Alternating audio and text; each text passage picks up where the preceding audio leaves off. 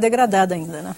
Quando a gente fala em se montar uma política nacional de desenvolvimento sustentável, naturalmente existem muitos gargalos, desde a resistência cultural até coisas efetivas como a mistura de enxofre no diesel, coisas desse tipo. Quer dizer, quais são os gargalos que a sua entidade identifica para esse projeto de termos um modelo econômico sustentável?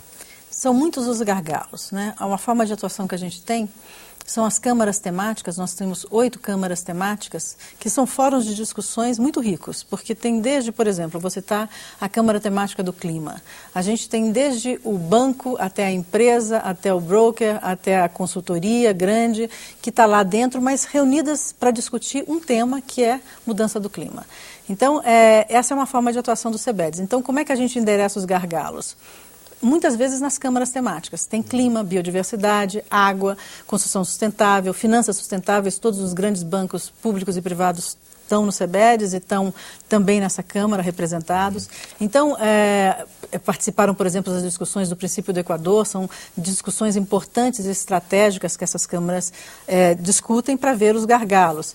Desde a atuação interna até a atuação externa. A gente atua muito também nas COPs, nas conferências internacionais, mostrando o Brasil lá fora, mostrando quais são, né, os ganhos também que tem, né, e os gaps que a gente, e as lacunas que a gente ainda tem que preencher. Mas a senhora poderia nomear assim, alguns gargalos importantes que vocês podiam dar uma contribuição para ajudar a eliminar esses gargalos?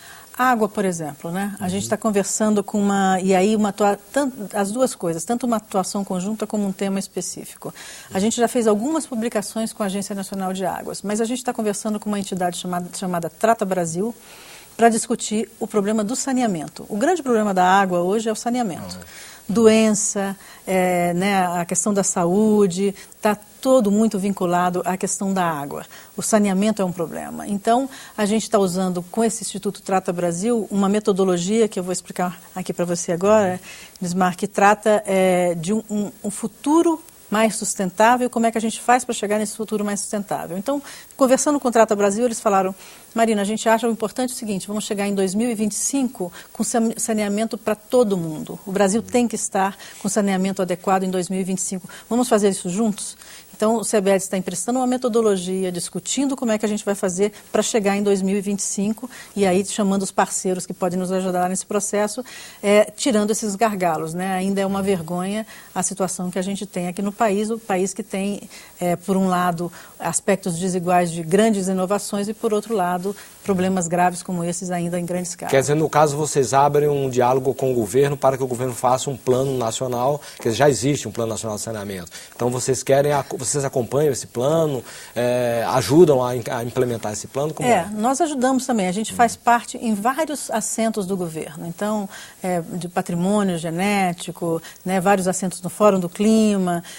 Quando a preocupação do governo é a voz do setor privado preocupado com sustentabilidade, eles nos chamam para ser um interlocutor.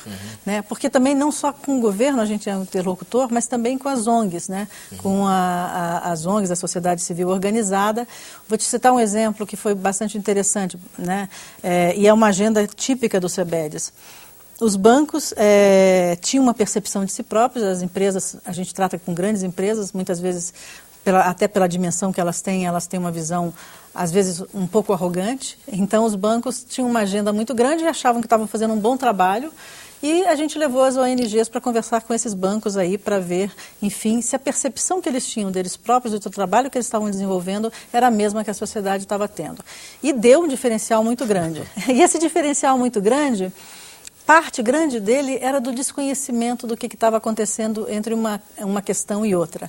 Então, entender as dificuldades dos bancos, mas também, por outro lado, entender a demanda da sociedade é um importante passo para a gente caminhar em relação ao desenvolvimento sustentável. Então, o que o CBEDS faz muito é pavimentar esse caminho, é agregar, fazer a diferença numa discussão, buscar consenso numa discussão onde a gente sabe que as empresas sozinhas não fazem, não resolvem, não basta recursos, não basta disciplina, é preciso, no impacto, inclusive, que as nossas empresas têm, elas têm que estar respondendo aos desafios da sociedade, aos grandes desafios colocados pela sociedade. Então, catástrofes, enchentes, mudança do clima, biodiversidade, como valorar a biodiversidade, né? E como a gente está está falando de sustentabilidade, deixa eu falar um pouquinho da nossa grande bandeira que está sendo esse ano e vamos apresentar na Rio+20, né? É esse documento aqui, né? Visão 2050. Esse documento, ele poderia parecer um documento de ambientalistas, né? Hoje, muito no governo, as pessoas que tratam de projeção se referem muito a esse documento. E esse documento, ele pavimentou, eu marquei aqui para mostrar para vocês, ele pavimentou 9 eixos que aqui é como está hoje no mundo, né? Esse trabalho foi desenvolvido pelo World Business no mundo todo, o Brasil fez parte desse esforço, a gente fez um workshop em São Paulo para discutir isso, e nesses 9 temas, como é que a gente parte do negócio e como ele é feito hoje até um mundo mais sustentável. E aí tem desde valores, porque quando a gente fala no mundo mais sustentável, a gente tem que mudar valor, a gente tem que mudar cultura, a gente tem que mudar padrão de consumo, né? Então, assim, o meu prazer individual, ele tem que ser em consumir menos também, em ter um carro que, na verdade, eu vou usar o transporte coletivo, e isso vai parecer bastante legal para mim, para o meu filho, para minha filha. Enfim, esses valores mudam, e eles mudam mesmo, né? O Brasil está tendo agora um grande contingente de classe média emergente. Essa classe média, ela tem que consumir de forma mais sustentável, como a gente também tem que consumir de forma mais sustentável. Então, a gente tem um corte aqui de 2020, de grandes transformações em valores, floresta, energia, resíduos, mobilidade, a gente atingiu um mundo mais sustentável, onde no mundo 9 bilhões de pessoas possam viver, se alimentar, serem educadas de forma sustentável. Então, 2050, as empresas acordaram, bom, então vamos acordar que esse mundo ideal vai existir em 2050 e o que eu tenho que fazer para chegar até lá. E aí tem metas, são entre 37 metas, 30 são econômicas, outras não são. Existem metas para que você atinja isso. Então, itens como precificação do carbono, né?